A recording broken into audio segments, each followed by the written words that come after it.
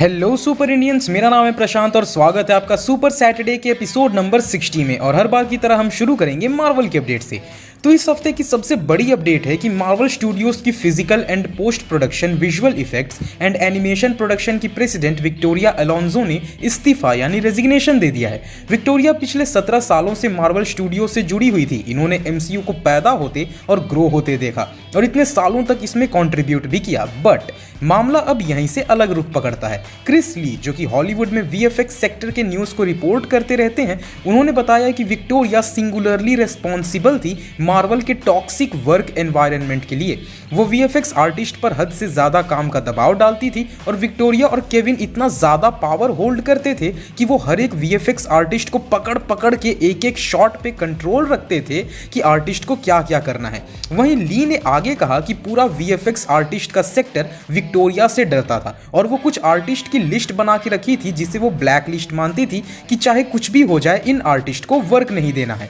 अब उसके बाद और रिपोर्ट्स आने लग गई, कोई विक्टोरिया को बचा रहे हैं तो कई सारे ली से अग्री भी कर रहे हैं। असल मामला अभी भी क्लियर नहीं हुआ है कि विक्टोरिया ने क्यों रिजाइन किया, बट अंदाजा लगाया जा रहा है कि फेज 4 में वीएफएक्स का क्वालिटी डिप होने के बाद फेज 5 में क्वांटुमेनिया को भी उसके वीएफएक्स पर क्रिटिसाइज कर दिया गया और शायद मार्वल स्टूडियोज ने डिज्नी के शेयर होल्डर्स को खुश करने के लिए विक्टोरिया को निकाल दिया हो। मामला कुछ भी हो सकता है। वैसे ये मामला काफी गहराता जा रहा है क्योंकि वैरायटी ने भी एक रिपोर्ट लाया कि विक्टोरिया को फायर किया गया है और इसमें केविन फाइगी की सहमति भी होगी, बिकॉज केविन ने इस फैसले का विरोध नहीं किया। तो भाई साहब, अब धीरे धीरे मार्वल स्टूडियोज के अंदर का पॉलिटिक्स बाहर आने लगा है। वैसे इस पूरे मामले में आप सबकी क्या राय है वो कमेंट्स में जरूर बताना। अगली न्यूज लोकी सीजन 2 के रिलीज डेट से रिलेटेड है। तो एंटरटेनमेंट टुनाइट शो पर बात करते हुए मोबियस के एक्टर ओवेन विल्सन ने बताया कि लोकी सीजन 2 समर के एंड में या सितंबर में आ सकता है। अब ये पहली बार ऐसा कोई क्लियर जवाब मिला है। और वैसे भी कुछ वक्त पहले एक रूमर आया था कि सीक्रेट इन्वेजन सीरीज इस साल मई या जून में आ सकती है। तो देखा जाए तो अगर लोकी सीजन 2 सितंबर में आएगी तो दोनों शो के बीच में अच्छा गैप भी बन जाएगा और दोनों शो को प्रॉपर टाइम भी मिल जाएगा। वैसे लोकी सीरीज से रिलेटेड एक पोस्टर आर्ट भी सामने आया है जिसे आप अपनी स्क्रीन पर देख सकते हो।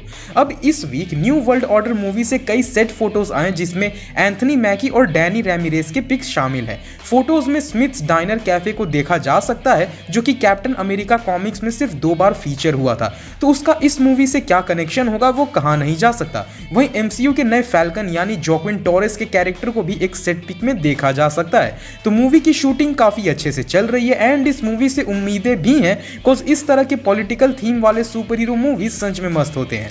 अगली अपडेट है कि guardians of the Galaxy volume 3 के रन टाइम को अब कंफर्म कर दिया गया है। एक ticket seller website atom tickets में ऑफिशियली मूवी का रन टाइम बताया गया जो है 2 घंटे और 29 मिनट यानी लगभग 2.5 घंटे। और अब वॉल्यूम 3 एमसीयू की चौथी सबसे लंबी मूवी बन चुकी है। यानी कि भैया मूवी में माल मटेरियल अच्छा खासा होने वाला है तो तैयारी करके जाना। अब इस वीक डेयरडेविल बॉर्न अगेन से इतने सेट पिक्स आए हैं, इतने ज्यादा कि लोग अब कहने लगे हैं कि ये सिर्फ सेट पिक्स देख देख के ही पूरी सीरीज को स्पॉइल ना कर दें।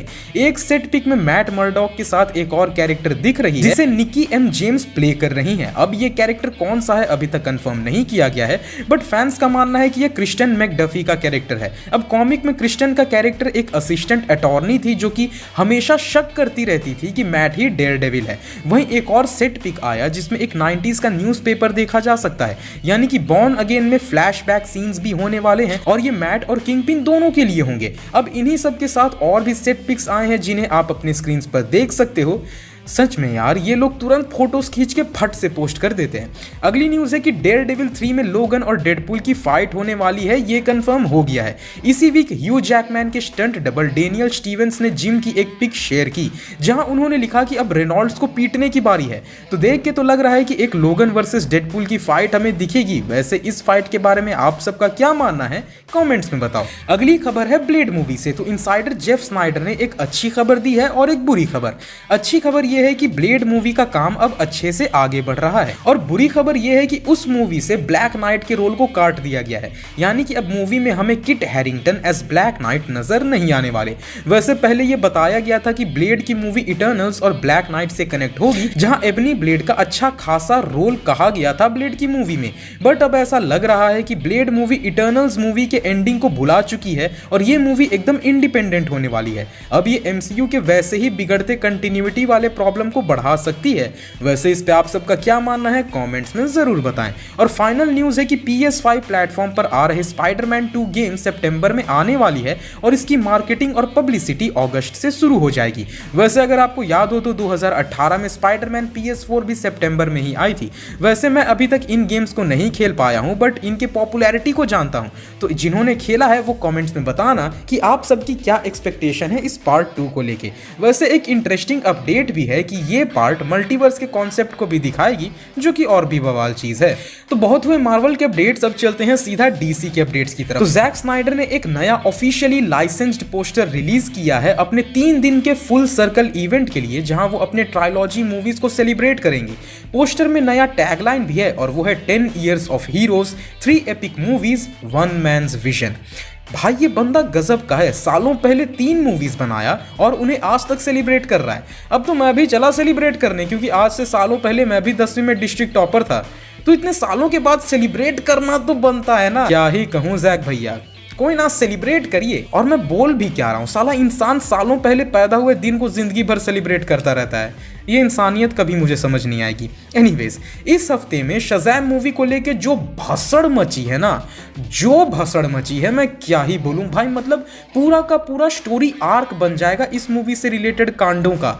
मतलब इतनी बयानबाजी हुई है इस मूवी में कि क्या ही कहूं, अब खुद ही देखो। कांड नंबर 1, शज़ैम मूवी के डायरेक्टर अब सुपर हीरो जॉनर ही छोड़ दिए। हाँ जी, शज़ैम फ्यूरी ऑफ गॉड्स के परफॉर्मेंस के बाद सैंडबर्ग ने कह दिया कि मैं चला भैया वापस हॉरर जॉनर में, तुम इस सुपर हीरो जॉनर से छुटकारा दो मुझे। वैसे सैंडबर्ग ने कहा कि उन्हें शज़ैम मूवी बनाने में मजा आया। हाँ भैया, कितना मजा आया वो तो हमें दिख रहा है। कांड नंबर 2, शज़ैम अप्रैल में ही डिजिटली रिलीज हो जाएगी। तो बॉक्स ऑफिस पे पिटने के बाद वार्नर ब्रोस ने फैसला कर लिया कि इसे अब स्ट्रीमिंग प्लेटफॉर्म पर डालो। तो 18 अप्रैल से Shazam fury of gods HBO max पर डिजिटली परचेज के लिए आ जाएगी और शायद हो सकता है कि 1 मई तक ये स्ट्रीम होने लग जाए। कांड नंबर 3, अब कुछ रिपोर्ट्स ये आ रही हैं कि ड्वेन जॉनसन ने इस बात से साफ मना कर दिया था कि शज़ैम को ब्लैक एडम के पोस्ट क्रेडिट सीन में दिखाया जाए। यानी ड्वेन जॉनसन नहीं चाहते थे कि शज़ैम को उनके मूवी में जोड़ा जाए। कांड नंबर 4, लोगों ने शज़ैम फ्यूरी ऑफ गॉड्स पर आरोप लगा दिया कि मूवी में वंडर वुमन का शॉट डीप फेक्ड है और जो हमें दिखी है वो गैल गैडोट नहीं बल्कि एक बॉडी डबल है। इस पे डेविड सैंडबर्ग ने कहा कि जो जैकरी लीवाई भी खुद डीसी फैंडम से सीन लीक कर दी, मतलब कि स्टूडियो ने खुद लीक किया। कभी शज़ैम और ब्लैक एडम का फाइट ऑन स्क्रीन होगा भी या नहीं। जैकरी ने कहा कि मैंने दोनों कैरेक्टर के कुछ फाइट्स देखे हैं कॉमिक और कार्टून में, बट ऐसा कभी DCEU में होता इसकी दूर दूर तक कभी कोई इंफॉर्मेशन नहीं थी। लीक हो रहा है, कहीं डायरेक्टर हाथ खड़े कर दिया। क्या कांडू मूवी बनकर रह गई है यार शज़ैम फ्यूरी ऑफ गॉड्स। वैसे अगली न्यूज़ एक अच्छी न्यूज़ है कि ब्लू बीटल मूवी का ट्रेलर जल्द आ सकता है। अब फैंस ने जेम्स गन से ये पूछा कि क्या आपने सुपरमैन के रोल के लिए कास्टिंग कर ली है। इस पे जेम्स गन ने कहा कि कोई कास्टिंग नहीं की गई है, बट उन्होंने एक पॉसिबल एक्टर्स की लिस्ट बनाई है जिन्हें वो सुपरमैन के रोल के लिए कंसिडर करते हैं। वैसे उस लिस्ट में जवान एक्टर्स से लेके मिडिल एजेड एक्टर्स भी हैं और कास्टिंग मूवी की स्क्रिप्ट कंप्लीट होने के बाद ही होगी। नेक्स्ट न्यूज़ है कि दी हॉलीवुड रिपोर्टर से बात करते हुए बेन एफ्लेक ने बताया कि वो किस तरह अपने बैटमैन के कैरेक्टर से बोर हो गए थे, क्योंकि वो उन्हें रिपीटेटिव और लेस इंटरेस्टिंग लगने लगा था। पर जब फ्लैश मूवी में उन्हें मौका मिला तो उन्हें बैटमैन को प्ले करने में मजा आया। बेन ने बताया कि मूवी में उनका पार्ट बस 5 मिनट का है पर उन्हें मजा आया। तो लेट्स सी, आखिर बार बेन एफ्लेक को 5 मिनट के लिए ही देख लेंगे भैया। अब एक इनसाइडर के मुताबिक पेंगुइन और रिडलर दोनों हमें बैटमैन के सीक्वल में नजर आ सकते हैं। अब इसे तो फिलहाल के लिए एक रूमर ही मानना, कॉज अभी तक उस सीक्वल में सिर्फ 2 ही कैरेक्टर कंफर्म हुए हैं और वो है बैटमैन और एल्फ्रेड का। वहीं दी फ्लैश मूवी को PG-13 की रेटिंग दे दी गई है स्ट्रॉन्ग लैंग्वेज और पार्शियल न्यूडिटी के लिए। तो इस वीक कुछ खास मेजर हॉलीवुड अपडेट्स तो हैं नहीं, तो हम चलते हैं सीधा हमारे weekly anime segment Saturday senpai में। तो सबसे पहली अपडेट ही यही है कि जुजुत्सु काइसन सीजन 2 के लिए की विजुअल्स रिलीज कर दिए गए हैं, जिसमें हम यंग गोजो और गेटो को देख सकते हैं। And finally my man Toji Fushiguro is coming. वैसे ये सीजन 2 2 कोर्स में रिलीज होगी, जिसमें hidden inventory premature death arc और दूसरे कोर में शिबुया आर्क होगा। मैं ये सोच रहा हूँ कि ये शिबुया आर्क को एक कोर में दिखा पाएंगे। लाइक शिबुया आर्क जितना बड़ा है उसमें एक पूरा सीजन बन सकता था। But anyways, I will wait for the battle of Yuji and माहितो।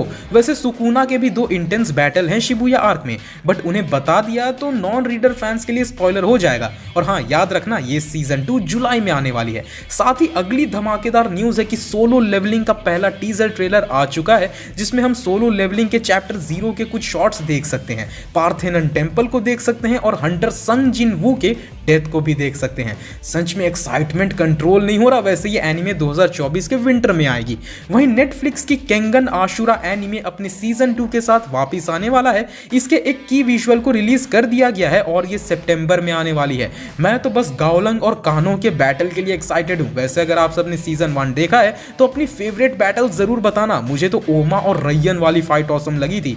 साथ ही गिंतामा के स्पिन ऑफ नोवेल 3 नेंजीगुमी जिनपाची सेंसे पर अब एक एनीमे आने वाला है। तो गाइज ये थे इस वीक के सारे मेजर न्यूज़ अपडेट्स। अगर आपको ये वीडियो पसंद आई हो तो इस वीडियो को लाइक करें और अपने दोस्तों के साथ शेयर जरूर करें। और ऐसे ही सुपर ऑसम कंटेंट और अपडेट्स के लिए हमारे चैनल सुपर इंडिया को सब्सक्राइब कर दें। पीस।